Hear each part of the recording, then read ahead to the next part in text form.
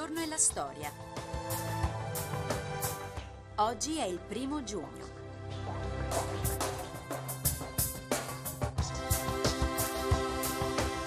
(1958) Charles de Gaulle richiamato a guidare la Francia.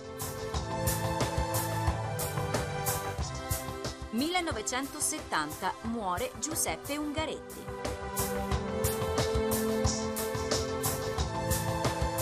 1910 nasce Arrigo Benedetti.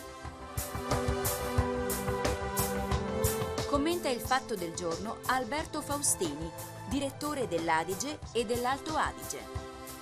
Oggi parlo di Marilyn Monroe, è qualcosa di più di un mito, qualcosa che resta, non solo nella storia del cinema.